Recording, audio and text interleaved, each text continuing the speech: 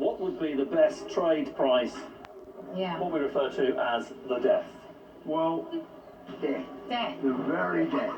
95 quid. 95. I think we should go for it. I think it's a great deal. I think don't it's a think we bargain. negotiate from there. That's just No. it. Yeah. I think we should go for it. Happy You with happy? it? I'm happy. You happy? It's another big item, but It's okay. that's good. Yeah. It's good to Good. spend the money. Yeah, yeah, Let's yeah. do it. Let's do Brilliant. it. Thank you very much, sir. You're a gentleman.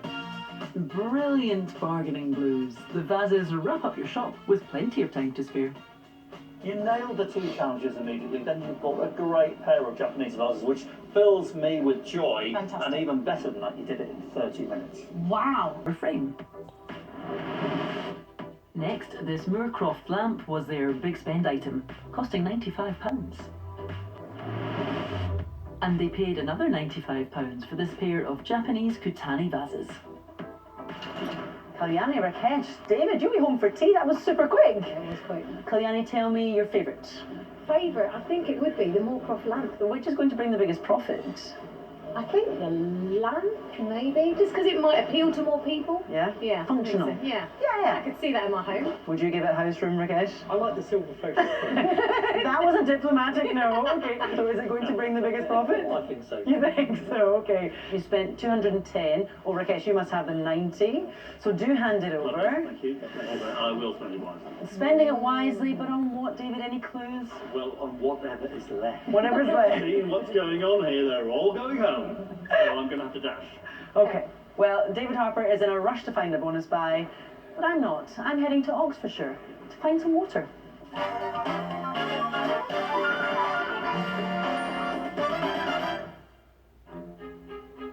In the mid-19th century, life in the English countryside was far from idyllic. For the working classes, wages were low and food was scarce, and overcrowded living conditions meant sickness was rife. And here in Stoke Row, a lack of clean water made life even more difficult.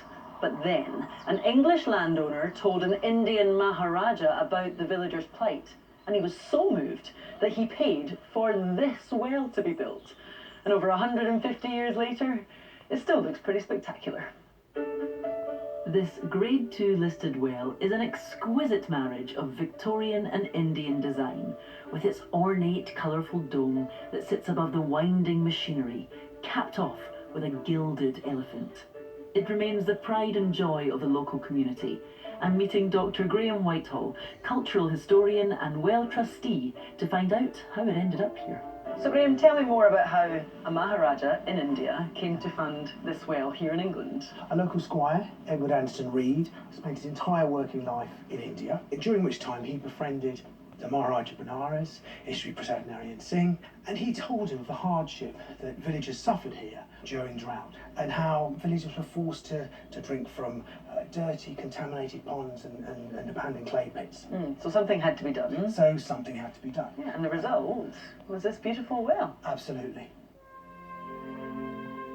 How complicated was the well to build? The well itself is 368 foot deep, which is as deep as St Paul's Cathedral is high, and it's only 4 foot in diameter. So it had to be dug out by hand by a single labourer. Sounds really dangerous. Yes, had it fallen, it would have been fatal. The Maharaja was obviously moved by Reed's tale when he told him of the poverty here in Stoke Row. Do you think he would have been surprised to learn that? The Indian nobility was very wealthy, and although Victorian England was wealthy, the distribution of that wealth was very uneven.